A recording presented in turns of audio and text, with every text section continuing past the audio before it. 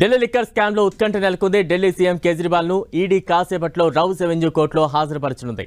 6 రోజుల కస్టడీ ముగియడంతో కేజ్రీవాల్ ను కోర్టులో ప్రవేశపెట్టనుంది ఈడీ. లిక్కర్ స్కామ్ డబ్బు సమాచారం, ఆధారాలు ఇవాళ కోర్టులో కేజ్రీవాల్ వెల్లడిస్తారని ఆయన భార్య సునీత నిన్న చెప్పారు. దీంతో కేజ్రీవాల్ ఇవాళ కోర్టులో ఏం చెప్పబోతున్నారనే దానిపై ఉత్కంఠ నెలకొంది. ఈ నెల 21న లిక్కర్ కేసులో కేజ్రీవాల్ ను అరెస్టు చేసింది ఈడీ.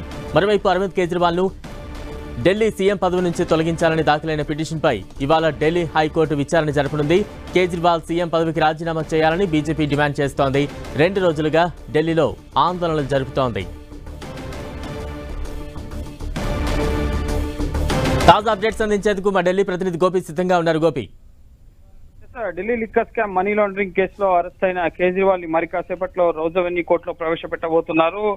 ఈడీ కస్టడీ 6 రోజులు ముగియడంతో ప్రస్తుతం కోర్టులో కేజ్రీవాల్ ని ప్రవేశపెట్టి ఈ కేసు దర్యాప్తు పురోగతిని న్యాయమూర్తికి వివరించబోతున్నారు.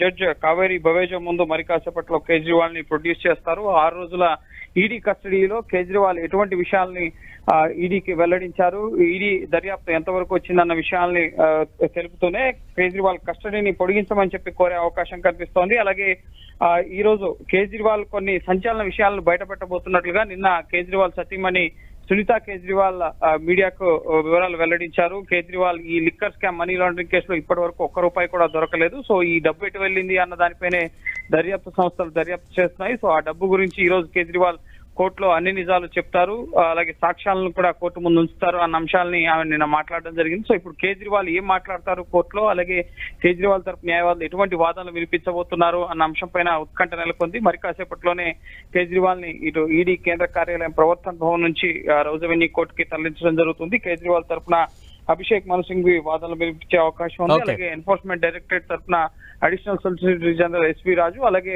సీనియర్ న్యాయవాది జోయబ్ హుస్సేన్ వాదనలు వినిపించే అవకాశం ఉంది. సో చూడాలి కేజ్రీవాల్ కి ఈడీ కస్టడీని మరోసారి పొడిగిస్తారా, అలాగే ఈడీ కస్టడీనే కేజ్రీవాల్ తరపు న్యాయవాదులు సవాల్ చేస్తున్నారు కాబట్టి ఈ రోజు కేజ్రీవాల్ కి ఏమన్నా ట్రయల్ కోర్టులో ఊరట లభిస్తుందా అనేది మనం వేచి చూడాలి. Right, thank you Gopikrishna.